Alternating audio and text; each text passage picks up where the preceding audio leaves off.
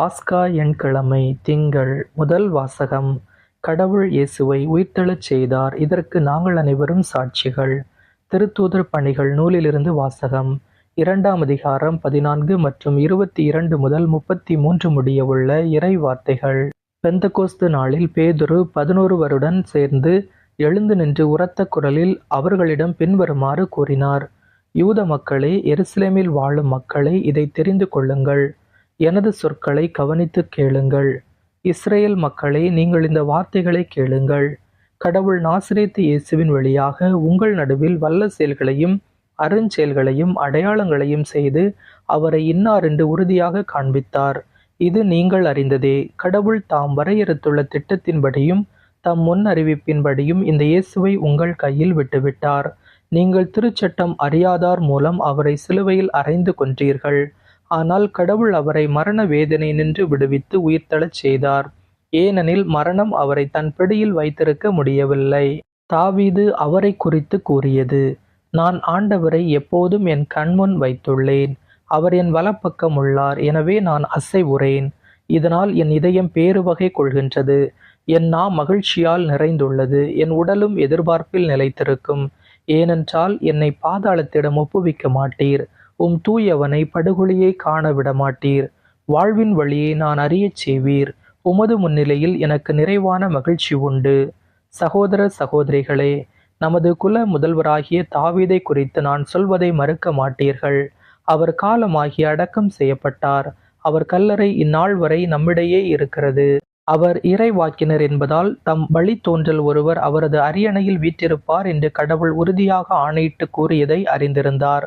அவர் கிறிஸ்துவின் உயிர்த்தெழுதலை முன்னறிந்து அவரை பாதாளத்திடம் ஒப்புவிக்க மாட்டீர். அவரது உடல் படுகொலியை காணவிட மாட்டீர் என்று கூறியிருக்கிறார். கடவுள் இந்த இயேசுவை உயிர்த்தெழச் செய்தார். இதற்கு நாங்கள் அனைவரும் சாட்சிகள். அவர் கடவுளின் வலப்பக்கத்துக்கு உயர்த்தப்பட்டு வாக்களிக்கப்பட்ட தூய ஆவியை தம் தந்தையிடமிருந்து பெற்று பொழிந்தருளினார். நீங்கள் காண்பதும் கேட்பதும் இதுதான். ஆண்டவரின் அருள்வாக்கு. இறைவனுக்கு நன்றி. பதிலுரை பாடல் பல்லவி. இறைவா, என்னை காத்தருளும், உம்மிடம் நான் அடைக்கலம் புகுந்துள்ளேன். இறைவா, என்னை காத்தருளும், உம்மிடம் நான் அடைக்கலம் புகுந்துள்ளேன். இறைவா, என்னை காத்தருளும், உம்மிடம் நான் அடைக்கலம் புகுந்துள்ளேன். நான் ஆண்டவரிடம் நீரே என் தலைவர் என்று சொன்னேன். பல்லவி. இறைவா, என்னை காத்தருளும், உம்மிடம் நான் அடைக்கலம் புகுந்துள்ளேன். ஆண்டவர் தாமே என் உரிமை சொத்து. அவரே என் கிண்ணம். எனக்குரிய பங்கை காப்பவரும் அவரே. எனக்கு அறிவுரை வழங்கும் ஆண்டவரை போற்றுகின்றேன். இரவில் கூட என் மனச்சான்று என்னை எச்சரிக்கின்றது. ஆண்டவரை எப்போதும் என் கண்முன் வைத்துள்ளேன். அவர் என் வலப்பக்கம் உள்ளார், எனவே நான் அசைவுறேன். பல்லவி. இறைவா, என்னை காத்தருளும், உம்மிடம் நான் அடைக்கலம் புகுந்துள்ளேன். என் இதயம் அக்களிக்கின்றது, என் உள்ளம் மகிழ்ந்து துள்ளுகின்றது. என் உடலும் பாதுகாப்பில் நிலைத்திருக்கும். ஏனெனில் என்னை பாதாளத்திடம் ஒப்புவிக்க மாட்டீர். உம் அன்பனை படுகொலியை காண விட மாட்டீர். பல்லவி. இறைவா, என்னை காத்தருளும், உம்மிடம் நான் அடைக்கலம் புகுந்துள்ளேன். வாழ்வின் வழியை நான் அறியச் செய்வீர். உமது முன்னிலையில் எனக்கு நிறைவான மகிழ்ச்சி உண்டு. உமது வலப்பக்கத்தில் எப்போதும் பேரின்பம் உண்டு. பல்லவி.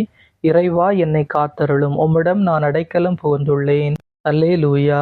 ஆண்டவர் தோற்றுவித்த வெற்றியின் நாள் இதுவே. இன்று அக்களிப்போம், அகமகிழ்வோம். அல்லேலூயா. நற்செய்தி வாசகம். என் சகோதரர்களிடம் சென்று அவர்களை கலிலியாவுக்கு போகுமாறு சொல்லுங்கள். அங்கே அவர்கள் என்னை காண்பார்கள். மத்தேயு எழுதிய தூய நற்செய்தியிலிருந்து வாசகம். 28ஆம் அதிகாரம் 8 முதல் 15 முடியவுள்ள இறை வார்த்தைகள்.